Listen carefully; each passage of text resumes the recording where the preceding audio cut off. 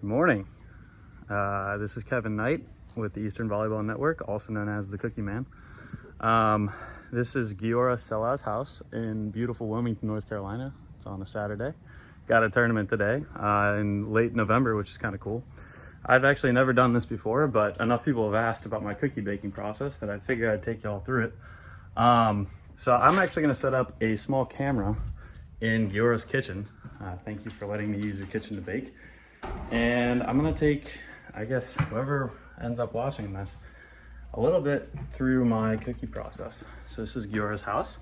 If anyone gets a chance to stay here, this place is awesome. TJ Yurko played with me last time, and Graham Wren. His house is just gorgeous. Anyway, so we are in his kitchen and it is tournament day. And luckily, my guy, Josh Bigford, and I are 2-0, and so I actually have some time to go through and bake some cookies. So let's get this guy set up. All right, got my cookie bowl, got my cookie spoon. You can see here that Kerrygold butter around the edges, light brown sugar, white sugar, molasses, and some almond butter. The amounts will stay secret because, you know, can't reveal everything. All right, so what's next? Well, many of you know from previous experiences that I always bring a wooden spoon and a metal bowl everywhere I go. So this is my cookie spoon. And gotta combine the sugar, the molasses, the almond butter, and the white sugar into kind of a paste. So for those of you who aren't super familiar with me, I bake a batch of cookies for every tournament. This will be batch 127. I change one ingredient about my cookies every time I bake them, so that's a secret. I am a PhD scientist at the University of North Carolina, and I happen to love chocolate chip cookies. And so a good way to get feedback on chocolate chip cookies is to bake them and take them to tournaments and give them out to people. So people have tended to enjoy not just me, but especially my cookies at the tournaments. And I have to say that I've gotten a whole lot better since I started. But over and over and over again, I get people that ask, hey, why don't you make a YouTube video where you're baking your cookies? And I've always been like, it's a lot of work, or I don't think people really want to watch it. But we won our first 2 matches today, and me being the not so amazing planner that I am, didn't actually have enough time last night to bake them. And so I said, well, I'll make sure I get them done today. And when I came home, I was like, all right, it's time. Might as well just start showing people what I do. So it's not completely combined yet, but it's getting there. The butter, the sugar, and the molasses are combining. For anyone who did not know, the difference between light brown sugar and dark brown sugar is just simply the molasses content. So I buy light brown sugar and then I add molasses kind of to my taste to get a kind of a more, I don't know, funky taste to it than if you were to just buy simply dark brown sugar. All right, so we're getting to the consistency that we want it. It's this really thick, hold on. This really thick paste of sugar, butter, almond butter, and molasses. All right, so what comes next, right? You know, if you look at the Toll House recipe, they might call for 1 or 2 eggs. I've experimented a ton with eggs. I actually use 1 whole large egg, and then interestingly enough, to make my cookies super rich, I actually will separate an egg yolk from its egg white. So I'm gonna do that over the sink. Egg yolks are super nutritious because they have a ton of micronutrients and a ton of really good fats. And as such, I actually use 2 yolks to 1 whole egg. So 1 whole egg goes in, and then 2 egg yolks separated from their whites for my bachelor cookies. That's a secret. but I'm willing to give it away. I think more people should use more egg yolks in the cookies. Just creates a better standard. You heard it here first. Whole egg plus 2 yolks. Alrighty. They're large, not extra large, by the way. That matters too. Ooh, might have Sydney or Giora coming home, getting some dogs barking. Their dogs are adorable, by the way. So we're going to incorporate the egg yolk and the egg white. Loosens up our previous mixture, and I'm going to add a tablespoon, which is a ton, if you didn't know, of vanilla. Let's see, where is our tablespoon here? Ah, nope, that's a teaspoon.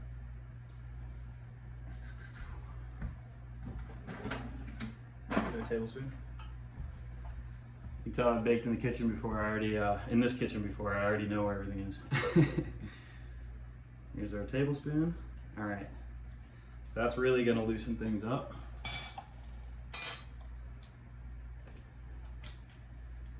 Hopefully, my guy Josh Bigford and I can continue our streak today. He's a first-time partner with me. He's from Syracuse, New York. We're playing extremely well together. So hopefully our cookies keep our mojo going. Again, generally I bake these the night before, but you know, we're nothing if not flexible. All right, so let me show you here. We're getting kind of a stringy, almost wispy batter here. It's not watery at all, but it's definitely softened quite a bit. By the way, oven in the background. One of the best ovens I've ever used.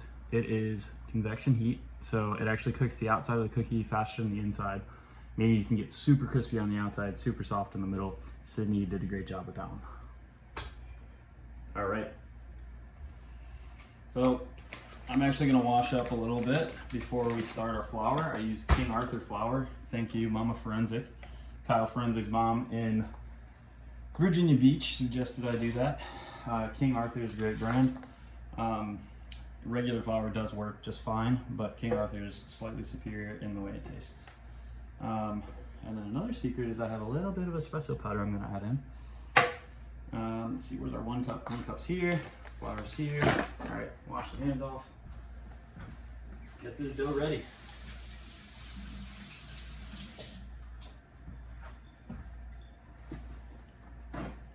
Alrighty, tournament day, tournament Saturday, baking some cookies. What do we got?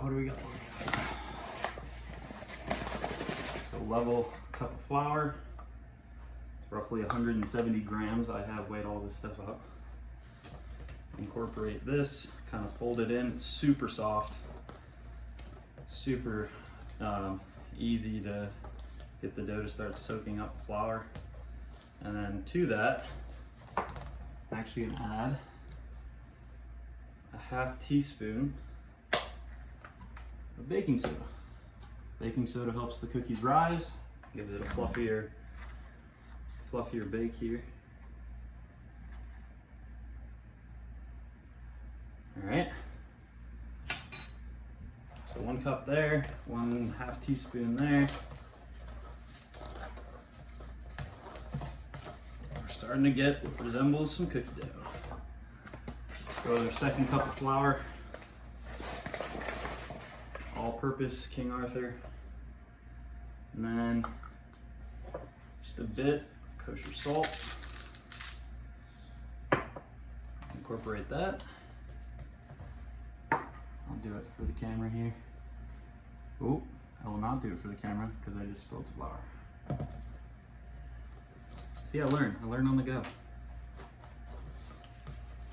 So we are 2-0, which means our next match will be against the #1 overall seed, assuming they hold theirs, which looked like they were going to. Sorry, Misha. Looks like you're not going to get past that upset. And they are Logan Weber from Michigan and Christian Honer, who I believe lives in California. Grew up in the Southwest, I want to say. They're a strong team, and they've played together a fair amount. So Josh and I have our work cut out for us. Luckily, it's a double elim tournament, which means that if Josh and I don't get past the #1 overall seed, we might get a second crack at them in the finals if we lose, because it takes 2 losses to kick us out. So that's good. Hopefully we pull off the upset though, because then we have fewer matches to play and I'll have more time to bake. So it's not quite a third cup. It's a little less. It's hard to see. See if I can get it in front of the camera. Yeah. I usually just eyeball it. It's what kind of feels right, measuring the last cup of flour with your heart. Sometimes I do use a full cup, but it's really just based on how soft the dough is at the time, and that's based on kind of how I feel. If I were gonna measure it, I probably would say I tend to use 2/3 of a cup and then add in that last third as needed. If anyone that bakes cookies knows, different amounts of humidity in the air, different amounts of water content in your eggs. One batch to another, you end up with either wetter or drier batches. And then this is actually where I'll add my secret sauce here, and there's no defined amount, and I'm also not going to tell you what brand of coffee or grind size I use, but put a little bit of espresso ground powder into my dough, and surprisingly enough, almost actually nobody picks it up in my cookies, which is awesome because it adds that little bitter, like slightly bitter taste without anybody thinking that this is like a coffee cookie.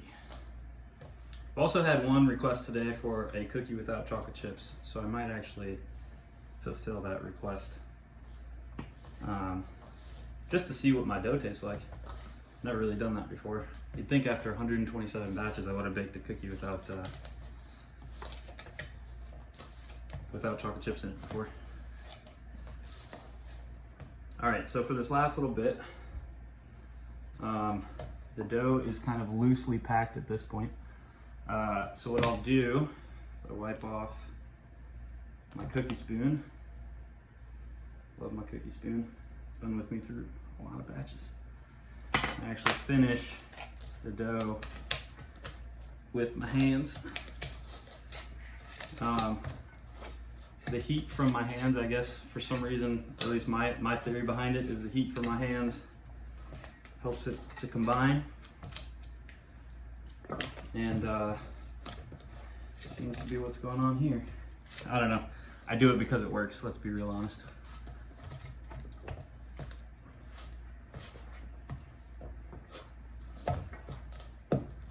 Alrighty. So we've got our dough ball. Now at this point I would add about 2 cups of chocolate chips, semi-sweet, or chocolate chunks if I've got chocolate laying around.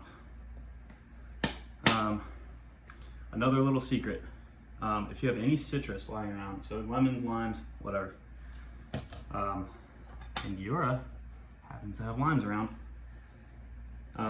So baking soda reacts with acid, not with water. Baking powder reacts with water.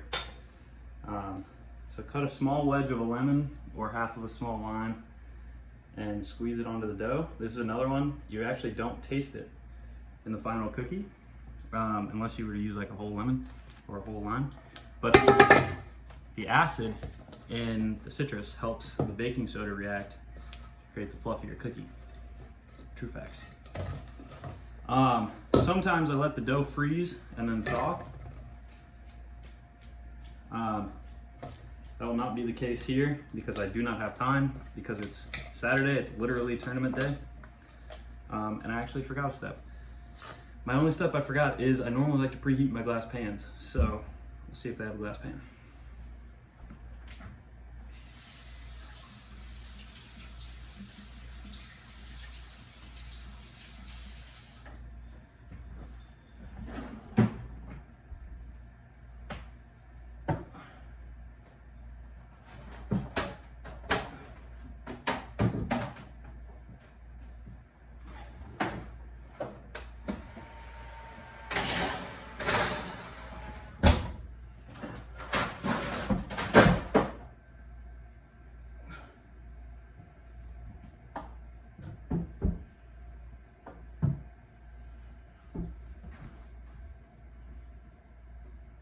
All right, so if I don't have a glass pan, it's totally fine.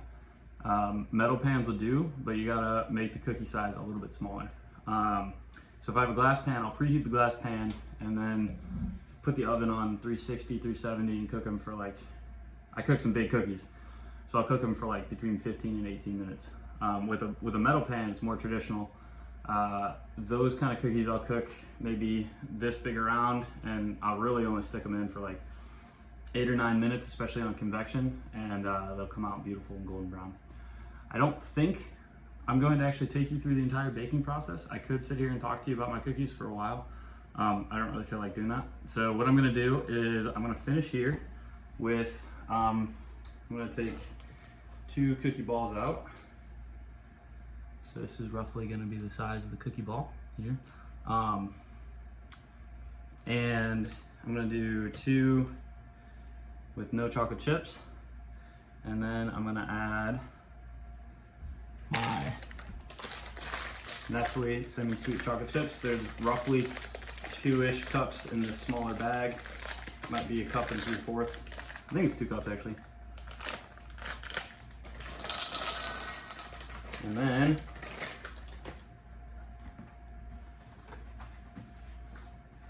Giora has a bit of dark chocolate laying around. So I'm gonna take 5 pieces of this dark chocolate, pop these guys open, about yay big, and I'm gonna just break them up and add these chunks in. There's not gonna be many chunks compared to the chips, but every once in a while, somebody's gonna get a little taste of dark chocolate. When the cookies come out, I will actually finish them with salt, and I'm going to butter the pan before I put them in. I will attempt to make the thumbnail of this video the finished product of my cookies. And I appreciate you all for hanging out with me, and I figured I'd give this a go. So if you want me to do more of this stuff, feel free to let me know in the comments, or personal message me on Facebook or Instagram. But yeah, it's been fun. Hopefully we win this tournament. Josh has been an awesome partner to me so far. Appreciate you all for supporting us on this weird YouTube journey. And I don't know, thanks to everybody, and thanks to Giora for letting me stay here. It's been a fun year, and I don't know, much love.